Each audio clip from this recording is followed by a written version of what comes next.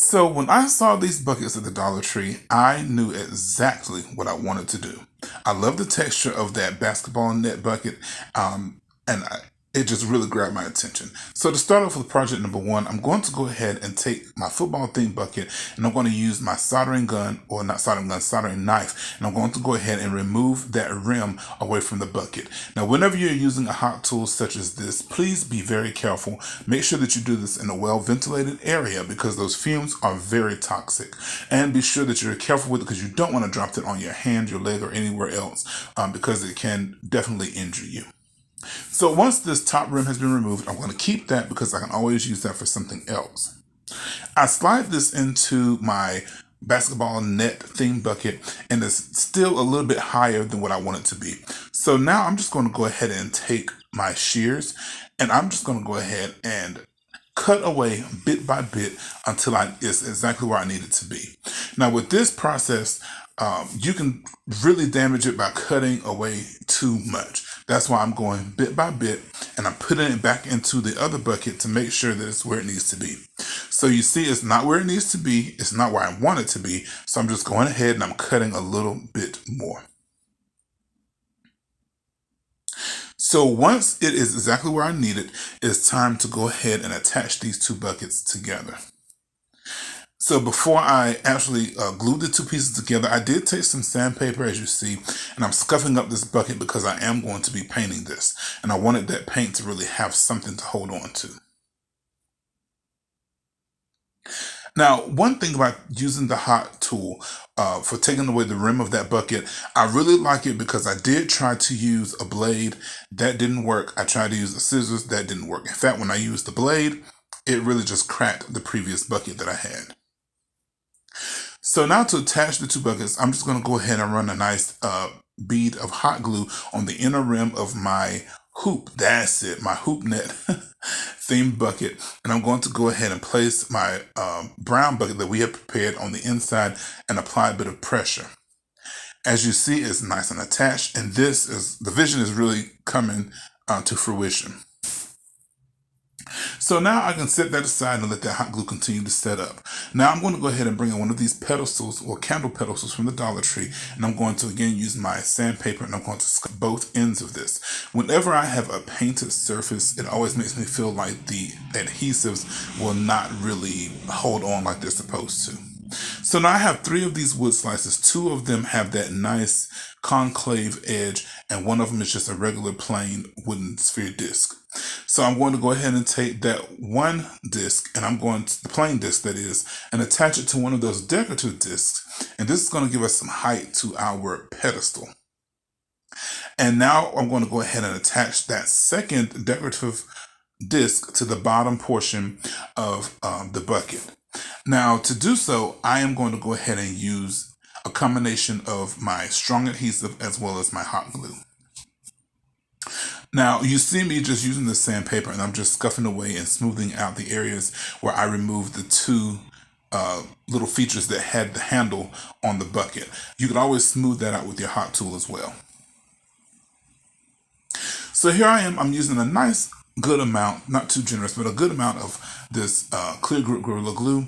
And I'm also going to use, again, my hot glue gun. And if you don't know, the hot glue allows us to continue to work while the strong adhesive continues to set. So now I'm very carefully making sure that the bucket is in the middle of this disc. And once it's where I need it to be, I'm going to go ahead and apply some nice even pressure. So I'm going to take my pedestal, and I'm going to go ahead and I'm going to attach this using the same method with the same 2 adhesives.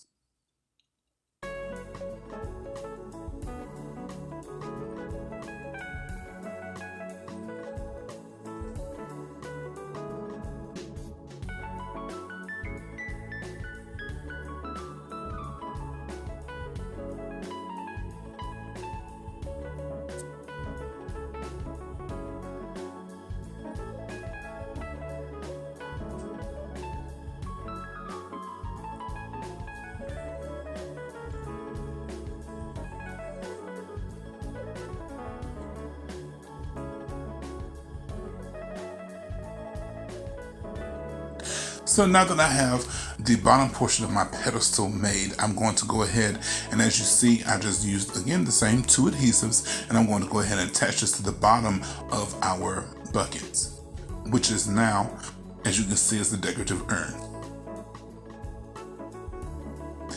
So to give you my advice in hindsight, be sure that you allow this to dry a bit more, because my pedestal did fall off once off camera. However, once you've allowed it to set up, now I'm going to go ahead and I am going to go ahead and brush this with some of my matte paint. After I have brushed the entire surface with my matte paint, I did take this outside and I spray painted it with 2 coats of a white satin spray by Rust-Oleum. Once that dried overnight, then I went over it with a clear sealant coat, which has really helped it, because anytime you use that spray paint on any other, well, not any other, excuse me, like on a plastic or glass surface, it can really scratch out very easily. So to bring this to life a little bit more, I'm just going to take a little bit of that silver lining chalk paint, and I'm just going to really just distress and dry brush the bottom pedestal. And when I've done that, this is complete, and I will show you how it looks all staged at the end of the video. If you're liking what you are seeing so far, I would humbly ask that you please stick around by subscribing. Also, leave me a thumbs up, leave me a comment. All of that really truly does help me. It helps my channel to grow. It lets YouTube know that you like what I'm bringing to you.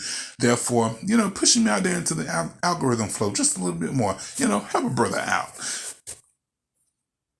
So now for project number 2, I'm going to use that same basketball net bucket, but now I'm going to take a second bucket again. So what I need to do is I want to cut the middle portion of this bucket out. And what I did was I just took a ruler and I eyeballed the distance from the top to the middle and also from the middle to the bottom. And the reason for eyeballing that is allow me to see the portion of the middle of the bucket that I want. Once I see the middle portion I want, I just went ahead and measured maybe an inch from the bottom of the bucket down, marked that all the way around, and the same from the lip of that bucket, like an inch from the lip of the bucket down, and I measured that all the way around. So as you see, I have my markings, and I'm just going to go ahead and connect those lines just so that when I begin to use my hot soldering tool, I can have a little bit more clarity as to where I'm going. So to detach this, I'm going to go ahead and, as you see, I have my hot tool, soldering tool, and I'm using a different tip for this. Now you could wait to go for the hot tip to go all the way through the plastic, but that takes quite a bit of time. So I just simply steadied my hand, and my hand is quite steady. Because I am a cake decorator as well, so you have to have a really steady hand. But I'm just really taking my time, and I'm going all the way around with this hot tool, making sure that I get a nice deep impression on that plastic. Once I did the top portion, I flipped it, and I'm now going to do the bottom portion. So how am I going to get these 2 pieces detached from this bucket? This is where I wanted to show you about the plastic and how easy it is to crack. So I decided to go ahead and show you the difference between using those Tim Holtz shears versus using an actual blade. So when I put the blade into the hole that I made, you see my blade got stuck. So that's where I decided to make a little bit more of a bigger hole.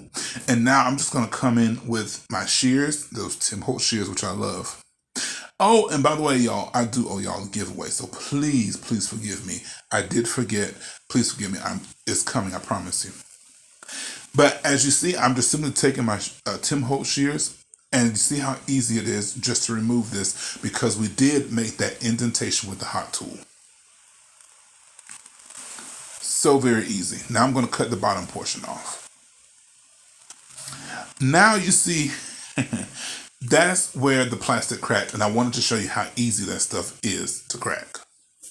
So now I'm just going to place this into my bucket, And now that I'm happy with it, I'm going to attach this on the inside of this hoop net theme bucket with a little bit of hot glue. Again, I'm not concerned about using a stronger adhesive because it's plastic on plastic. I'm not really worried about it. So what I did now is I just took this outside, I spray painted it white, then I also gave it a nice coat of that clear sealant as well.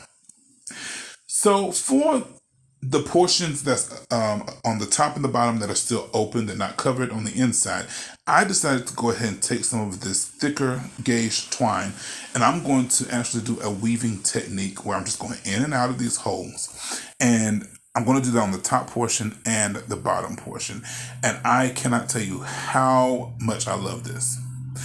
So also around the rims, I just went ahead and put 3 holes, and to attach those, I just used the garden chains that you get from the garden station from Dollar Tree, but you'll see that in just a second too.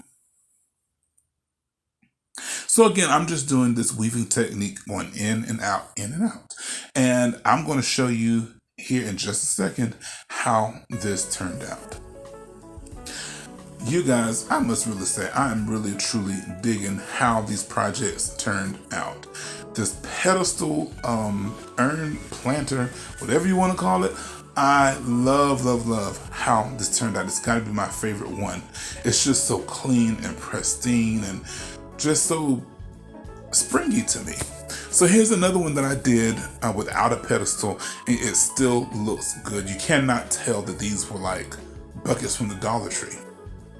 And this is the last one that the second one that we did with the twine interwoven in between those nets.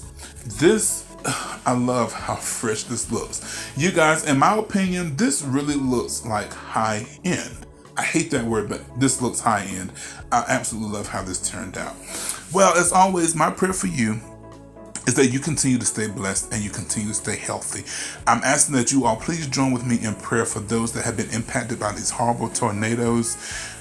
You all have my prayers and my thoughts. Well, until next time, be richly blessed in Jesus' name. Bye-bye.